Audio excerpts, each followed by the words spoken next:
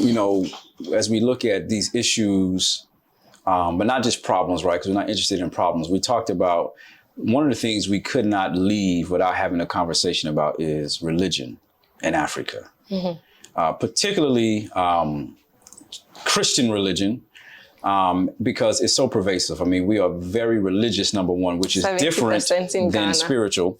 So we're very spiritual and we're very religious, and those are two different things.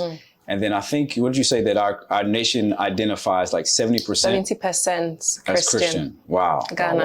Wow. But we talked about how we believe that enterprise is the way forward. And you talk specifically about religion hasn't done it. I'm interested in your own, like, what's your religious background? How did you grow up? I am a pastor's kid. Pastor.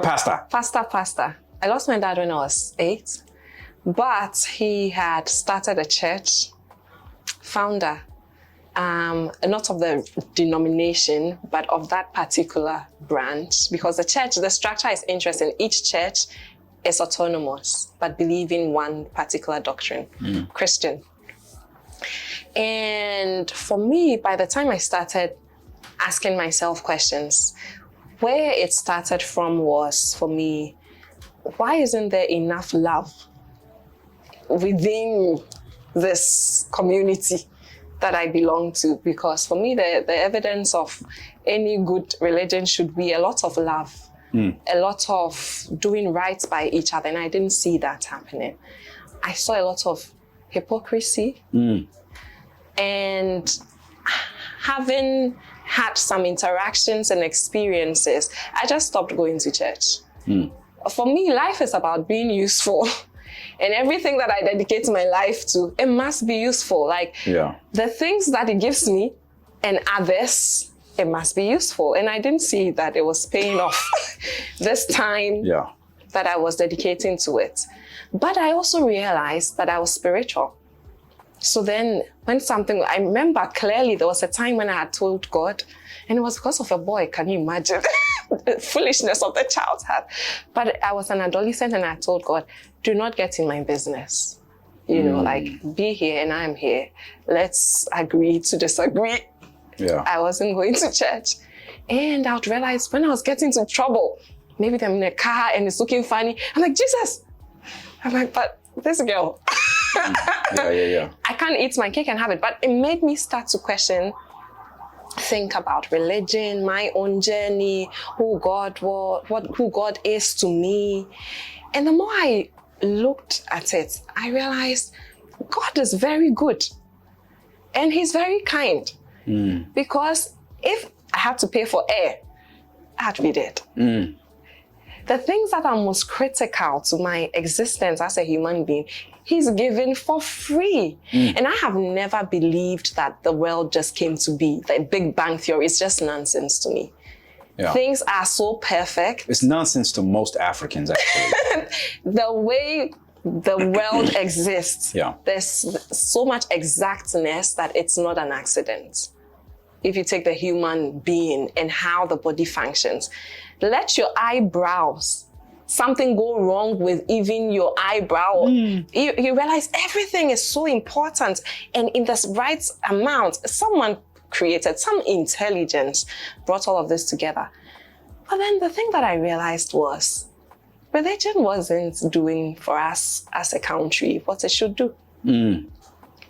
If we are 70% Christians, a God so kind that gives free air, even to girls who have told him, stay in your lane. Wow. How is it that his children, 70%, and this is what we are? I realized we weren't worshiping God. I realized a lot of it was just self-seeking. Pastors who had set up churches and making money and talking nonsense, but not really, not really seeking God in all of it. And earlier you were talking about here, if, for example, you stop going to church, you're shaming your family. This is really in my life because my father founded a church that I don't attend. Wow. that my mom attends, Hey, that some of my siblings attend, this stubborn girl.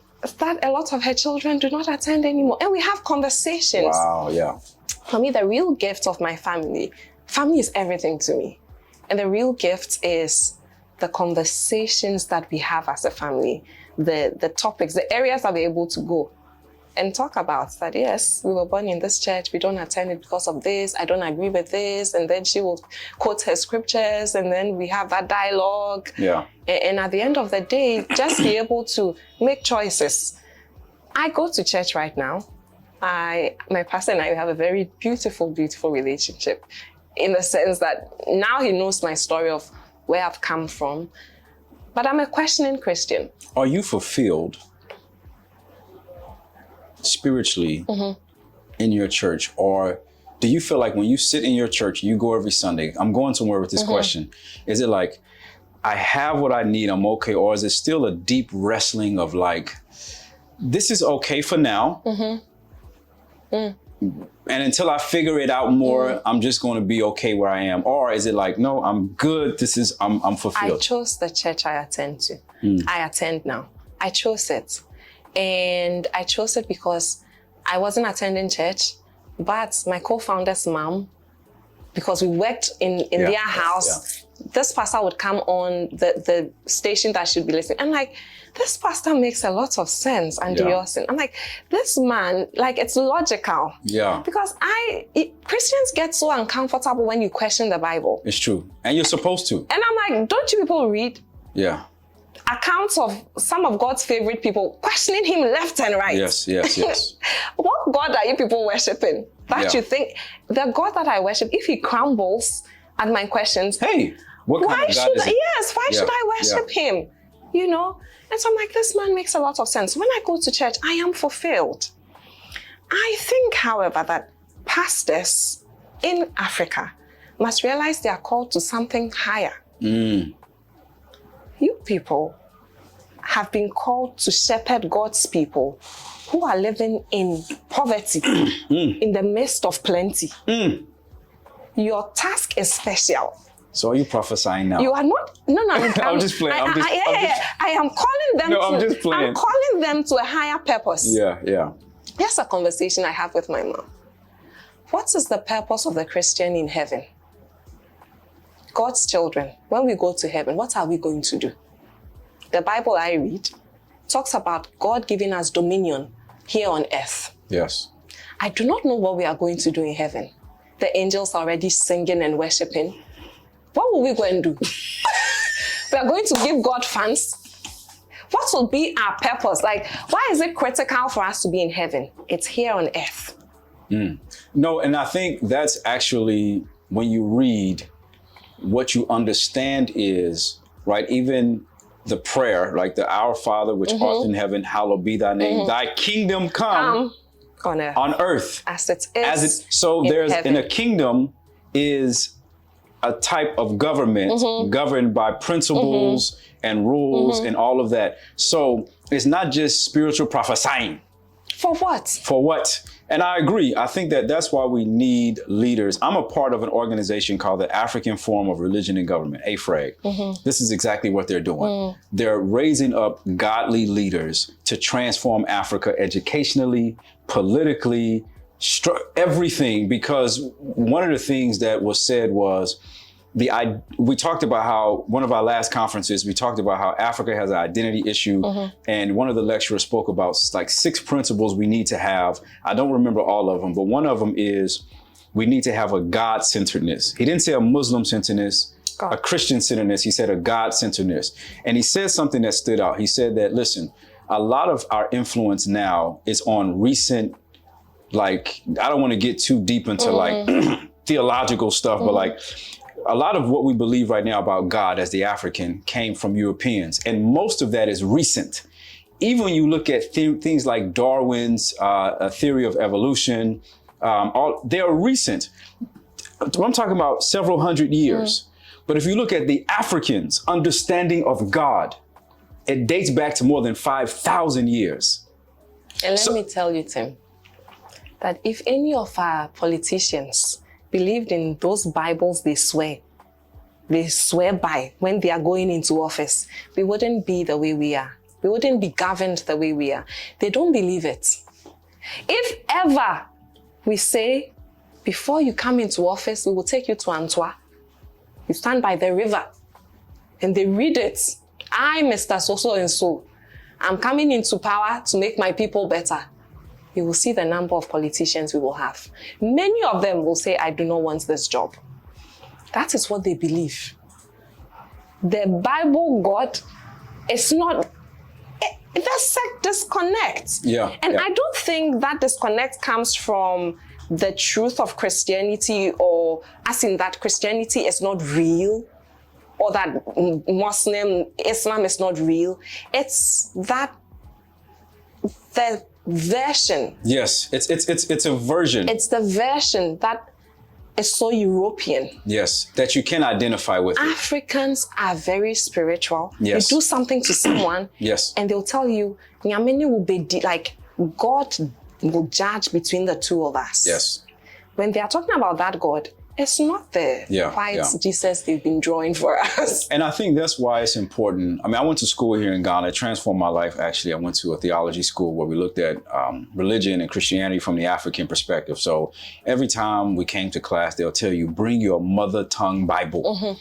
So you look at the translations and you look, now what is, so even people had like the tree Bible. Now, what is the meaning of this word in tree?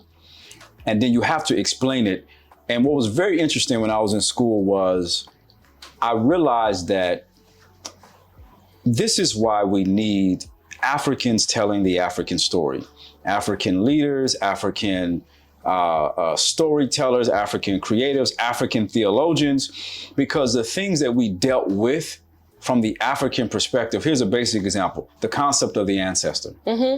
Right? When the Europeans came, they said, Charlie, this one is demonic. So don't do it. Even to the degree to where some of your churches today in Ghana, where you couldn't dance, you couldn't drum, because they said you did those things to the ancestor, the old demonic whatever. That's how the Europeans saw it, right?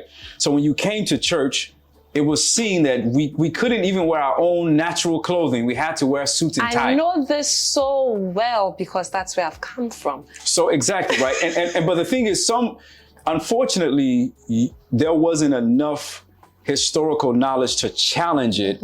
And then even when you challenge, here's an example, right? There was so when I did my research paper, I wrote on the comparisons between African-American Pentecostalism and the African spiritualist, right? So the similarities between the two, and there's a few things that stood out, but one of them was a guy by the name of William Wade Harris. Basically, he was trained by white missionaries. After a certain point, he said, you know what, this is not how we do it in Africa. So he transformed how he did it, how he looked, what he taught on, and they pretty much abandoned him. He died with nothing. So you have this competition sometimes, especially with African churches that even want to, let me say, teach from a different perspective, do things differently. But when you look at the support, right, where the support coming from, especially from larger kind of like institutions, and we know there's a few kind of large churches that are connected to other denominations. But I think even that, you mentioned something that really stood out to me. You said that the African pastor is called to something higher. And my story, I mean, I put it on YouTube already, but when I came to Ghana, I stopped going to church. And I didn't have any shame because who will I shame? I don't care. But I stopped going because when I came to Ghana, let me be very honest. Number one, I came from a church in Indiana where I was serving. I enjoyed it. Sometimes I would actually skip out on the sermon because I had some whatevers, but I enjoyed serving in the church and teaching all. I had community. So when I came to Ghana, I went to a church. We are prophesying for you. Visas. America, you'll travel. What if I'm already an American citizen? And not just that, to do what? Yes, doors will be opening. And it's so symbolic, that travel, that people don't even ask the pastor, what else did you see? Like, I'm in America, am I? Streets will be paved with gold for you. ATMs will open. Somebody you never knew will be giving you money. You just thank God. So when I came to Ghana, number one, I saw that and I said, oh, Charlie, this is too much. And then We were in church all day. It was hot. I said, Charlie, I don't have time for this. It didn't Hamilton season. That's like the hottest season in Ghana. So I'm sitting in church. Charlie, I'm sweating. We were there for 4 hours. For what? 4 hours is even not bad. It's not that bad. From 10 to 2. See, I grew up where we used to be in church all day. And I realized some of this is unnecessary. It's unnecessary. My spirituality is not determined by how long I can sit in a prayer meeting. In fact, the first time I came to Ghana, we had prayer meeting for 8 hours. And I even questioned God. I said, listen, is my heart wrong because I'm so angry? And you know, in Ghana, we pray. I'm praying for the eye. Let the eye see everything. I'm praying for the nose. Let the nose smell the good. I'm praying for the mouth. I said, let's just pray for the whole body. I wasn't used to that prayer. Let's pray for the whole body and be done. Hey, Charlie, we're going through the eye, the nose, the mouth, the teeth, the tongue, the hands. This is too much. But then when I came to Ghana, I just stopped going to church because I said, there's not a pressure for me. And I thought about the implications on my family and my son. I thought about all these things, but then I realized I eventually ended up going to a church where, like you, the pastor made sense.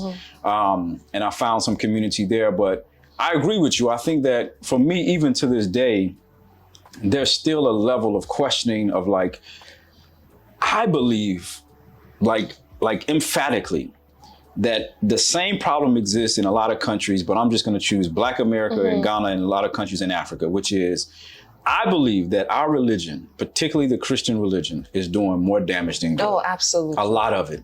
Absolutely. I mean, it's just, when you look at I don't believe that all is, because I can name some pastors that are doing some amazing things, like like Keith Battle, like Eric Mason. There's a lot of other pastors who are doing revolutionary things. And the thing is this, when I study a piece of the history, I realized that the church actually, particularly Black church, used to be what we want it to be now. It was involved in listen, the civil rights movement in America, had it not been for the Black church, wouldn't have happened. Listen, I'll get real black, it's real preachy. But the thing is, when you look at what we're doing now, I agree, especially in Africa, how can you, if you are a leader, and I won't criticize the leaders too much because I've been in leadership and I can tell you right now that, listen, it's difficult. If Ghanaians were poor but honest, that's a different story. The morality message is not going anywhere. There's a problem. The church itself, I believe, and the reason it's so ineffective is that there's too much deceit. It's too political. There isn't real intentions for good in a lot of churches. The interest is self-seeking, trying to keep people under a certain power figure, authority figure, so that, you get to determine what people, it's in churches.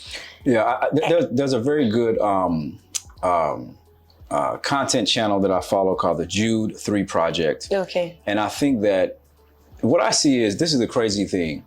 I see like the rumblings of younger Ghanaians, particularly around religion, are the same things that a lot of young African Americans were going through, which is, who am I?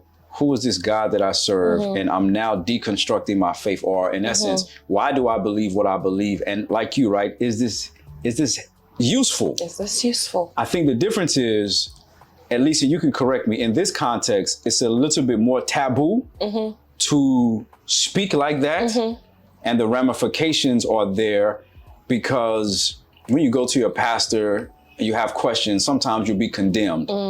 It's the same thing also in other Black churches in America. I mean, I've been in Black church my whole life, but I believe that there's a difference versus Ghana, where I think the taboo and the stigma is a lot more like whatever that word means, right? It's there more. I think it's a culture of, the older person is right, and young people do not speak to older people like this, and a young child questioning, there's a problem. I think that's what's playing out there. But you see, at a certain age, as an adult, if you make certain choices, you can't blame anything. You can't blame anyone.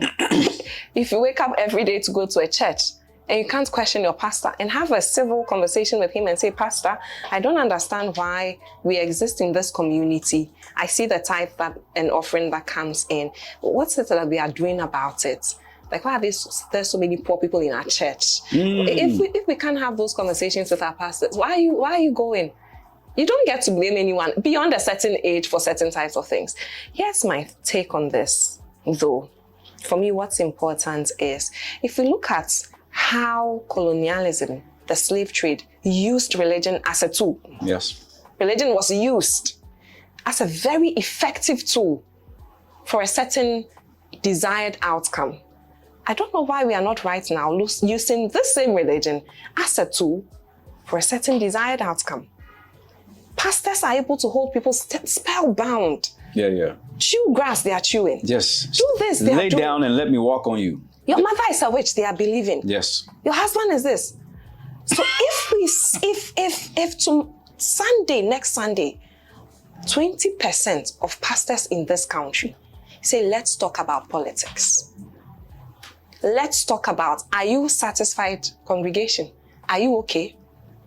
Or do we see a very steady decline in our state of affairs? Let's talk about healthcare.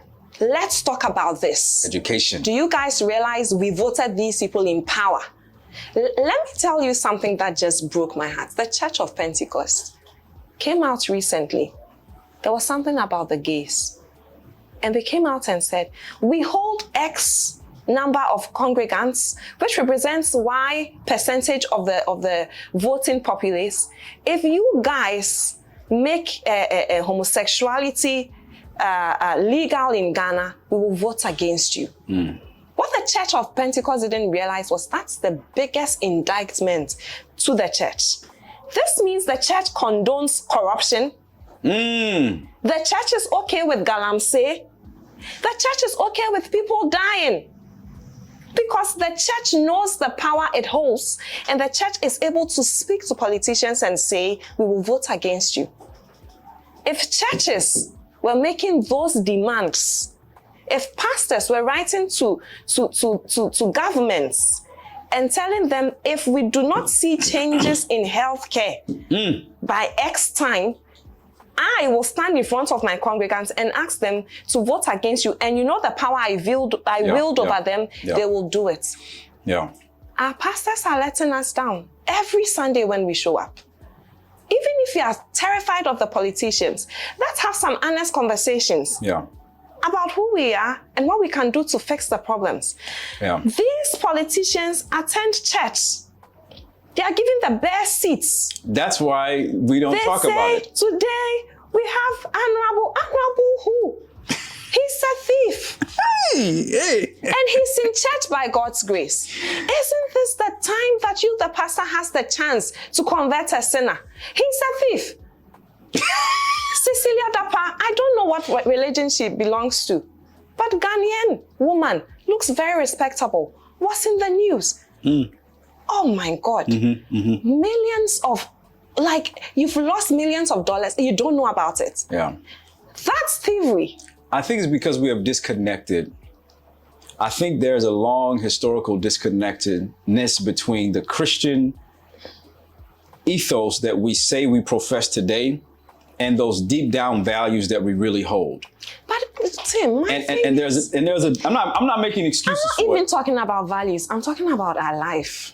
Yes, but I'm saying sometimes when you're raised in an environment where your Christianity is here, it's but separate it's from disconnected. The life. Yes. So now when you do things, as long as my value is being a good Christian. Yes. So I remember what it means to be a Christian is to go to church. To be European. I dress nice, I barber my hair nice, I speak nice English. I speak English so I'm doing well. So I'm a nice Christian, right? But over here, this one is irrelevant. So that's why I can come to church and not feel any guilt about doing something because I've satisfied the requirements here. And that's why it's so important to really understand scripturally. When you look at, for example, the Old Testament looks like African traditional religion and what we call primal religion, not just in Africa, but in other places in the world. So when you go back with making the connection between those real values pre your engagement with Christianity and the merger of the two, that's when I think things can look differently. And here's the number one thing. We actually are just ignorant because we haven't read Kwame Nkrumah. We haven't read Lucy Quist. We haven't read Kwame Bediako, right, theologian. We haven't read other theologians who speak from the African perspective. And this is my thing. I'm going to say this for a second. Then I'm going to get on my soapbox, as we say. A lot of what we know about what it means to be Christian comes from a Western European perspective that does not deal with the issues that we face. Most Africans, most Black people. Can we add to that, which was used as a tool of oppression? Some of it was, yes. That's a fact. Most Africans and Black people are not having debates around whether or not God exists. We know he exists. We're not arguing about whether or not it was a Big Bang versus Charlie, we don't care about those things. We are asking questions. Where is God in our poverty? Yes. What am I supposed to do about the problems that I see? If I see a Black person that's shot in the street, God, how should I respond to that? Should I go and fight back? Should I use violence? Or those are the real questions that we have. But until we have leaders, for example, you take one of my favorite theologians, is Dr. James Cone. Dr. James Cone is the father of Black liberation theology. And James Cone is a theologian that dealt with the issues of the Black community from a theological perspective and wrestled with the things that we wrestle with, but we don't have the terminology to deal with. And one of the things he talked about was the God at the top of the slave ships was different than the God at the bottom. And until we can have a conversation about those two things, what are we doing? When you take a passage like Exodus chapter 2, and you look at Moses, and when he went to Pharaoh, he didn't say, please, I beg, no, God sent him to go there to liberate the people. But this is the way two different, let me say, teachings will play out. If you're raised in an institution, a lot of our pastors, particularly in the West, let me say America, from big churches, they go to Bible school, right? So you're taught to think a certain way about the scriptures. Oftentimes it's a Christological, like everything has to come back to Christ. No matter what happens, everything has to come back to Christ. That's why you hear a lot of messages. And at the end of the day, they can talk about life, love, but that's why you need Jesus. Everything comes back to Jesus. Not saying that that's bad, but it fails in dealing with the issues that fall outside of that. So you take that passage. One pastor will preach it and talk about emphasis on how the Israelites prayed and God delivered them and say, that's why you need to pray. Somebody else who's actually oppressed will say, this is why we need to fight back against oppression, against the system of oppression.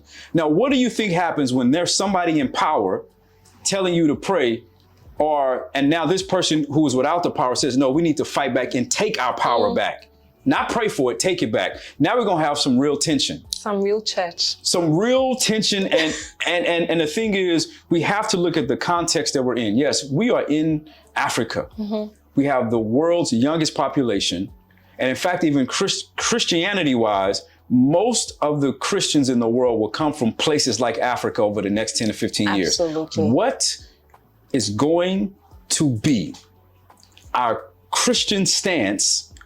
If we're just doing what has been done, we will see the same problems. Yes. And for me, you can't be Christian and be okay with that. Jesus talks about, you are God. Was it? No. I think it's somewhere, maybe Paul or someone, I'm trying to remember, that says, isn't it written in your law that you are God? Yeah. We are God. So first of all, if politicians believed that they were governing gods, that they are God, they are governing God, you don't go into it like that. To cheat and to steal from people, you don't go into it like that. The religion is going over our heads. It's the same with our education. It's not relevant, so it's just something you do. You just do it. You just do it. It's not real. It's not affecting anything. But that's where the opportunity is. Going back to our religious leaders again and say, you guys, your inactions it means that you are okay, and in my opinion, that you benefit from this system. Like, I'm judging you. I suspect that you get a check. I'm suspecting that you are getting some contracts, and that's why you are silent. Because you have made us know that when the things really you care about them, you are able to tell the politicians to do whatever you want. So you are okay with it. But we are building a national cathedral in Ghana. What for? We don't go to church enough. Like, what's the purpose? They say for tourism. Are you serious? Have you been to our tourist attractions? Ew. See how sad it is. Oh, God. Look at the Volta region. See what it could become. You don't even have washrooms. And you're telling us that you believe so much in tourism that you're now taking new monies to build a cathedral. What for? And then as Christians here, we don't want to talk about it because it's for God. Which God? Which God? We are such hypocrites. And if I was God, I'd be, oh God, so intolerant of our version of Christianity and worship. It's nonsense. It's not useful. It's evil. That's why we really have to. I was talking with someone, like, the education I received at the school I went to, the theology school I went to, I'm telling you, it's transformative. And I really believe, like, those books, actually, I think I'll put this in the link, but I have a link of, like, a lot of these books that you can even get excerpts offline if you can't order them. A lot of them are African theologians, so you can get them, I'm sure, in Ghana. But it changes your perspective. So we really have to change the way we see God. Yes. Which changes the way we see ourselves. There's another theologian, African-American, his name is was a preacher, pastor, Dr. William Augustus Jones. And he says that he wrote a book called God in the Ghetto. And he says that our theology determines our anthropology, and our anthropology determines our society. So how we see God determines how we see each other. Yes. And how we see each other determines how we see ourselves. How we live. And how we live. Yes. Exactly. And so the thing is really going back to asking ourselves, how do we see God? And I think the answer is in how we live, right? So that's why you have the Christian that will say, we thank the Lord Jesus Christ. But when they really get into trouble, they're going to the village. They go to the village. They're going to call on the one who answers quick. Exactly. The just one. Exactly. Right? Yes. So, yes. And for the pastor who doesn't know even his own history, he will just condemn it as don't go back to your old self. But the one who has read, who's understood, again, right? The version of Christianity that we have is mostly from Europeans, mostly built on doctrines and philosophies and theologies that's only several hundred years old. But that intrinsic knowing of God that takes you back to the village is more than 5,000 years old. Yes. So until we learn how to live in both realities, because both realities are going to exist. Yes. They're going to exist. Then what we do is we condemn one, but because it's so intrinsic, I'll pray and worship Jesus. Why? Because my friends are here. And I'm enlightened. Yes, but the real, I'll go back to the village. And we have to be able to have these conversations. That's the first thing is really being able just to have a conversation without being condemned for, what is wrong with your mind? The way you are thinking about this, it's scary. The devil has confused you. You are lost. No, read your Bible. Yeah. People had conversations. And if we're not willing to do this, then we'll continue to really trample on the opportunities that we have in this country and in other countries. And the thing is this, I believe that religion can be used for a lot of good. I believe that a relationship with God will transform your life, because my life has been transformed by a relationship with God. That's a fact. But I've also seen like the pressure of like trying to conform. And even in positions of leadership for myself, like it's difficult. It's difficult. So, I mean, I give pastors slack. I can criticize. I give them no slack. Hey, Massa, I beg. I beg, give them some slack. No slack at all. Because, and I talk about pastors because we are talking about religion. Yeah. But really, I'm talking about every leader. I lead a small team of people, and I recognize the responsibility that I have to, through our engagements, make them start to see themselves as agents of change. So that we can get to the desired outcome that we want, a better Africa for all of us, better conditions, better definitions of what it means to be Black, right? So it's not just the pastors, every African leader. You have to recognize it. Otherwise, you are lost. For me, that's where you are really lost. You are not Christian, you are not Muslim, you don't realize you are God's child. God has so much dignity. Like, God, there's so much pride in being God. Look at us. Look at our expectations. A politician comes, gives you 5 CDs. Some rice. He's okay. And you're okay with seeing him drive away in his V8 because he is God and you are what? Yes, on the terrible roads that are in the community that he also came from. Yeah. And the mud is splattering on you as he's driving away. Yes, and his car can fix many of the problems that exist in your small village. And you say you are what, a Christian, you're not. Come on. And that's why we need people like you who are exhibiting these values translated through their business. And I think no matter what you do, even in music, like, I know he's not a Christian artist, but like they say, art imitates life. So one of my favorite songs, I had to Google the meaning, but what is it? Kofi Kanata. Okay. What's the song? I suspect it's that Friday. Yeah, right. Yes. So when you look at this song, he's actually like a contemporary. Well, his music is very good. But when you look up this song, I had to obviously look up the meaning of the lyrics and let somebody translate everything for me. But he's speaking almost like in a prophetic way on behalf of youth all over the world that are making a criticism of the religion that we say we engage in, right? Yes. And also saying it from a very real perspective, but it's a nice tune, so you dance to it, but there's music in that. So whether you're a business owner, whether you're a musician, whatever God has put you here to do, right? Being able to translate those real kingdom principles into that. It's not just for the church. As you said, we're all leaders. Yes. And so actually, the Christian who owns a company, how much more so could you be transformative? Because you may say, in Ghana, we just pay people like this. And you should be okay. But at your company, what if you said, what is the actual livable wage for people? And I'm going to make sure that obviously the business can survive, but I'm going to pay this. How do we treat people? I'm here, you are here. You do as I say. Well, quickly you realize your turnover will be a lot. People will be stealing from you. But what does it look like to actually treat people in a godly way that contradicts what the culture says I should do? What does it look like? It's, you know that greeting, Namaste, child of God. Oh. That same God that I say I'm his child, this is one of his children too. Now let's start. Now let's start the way that we treat each other, right? So I greet the divine in you.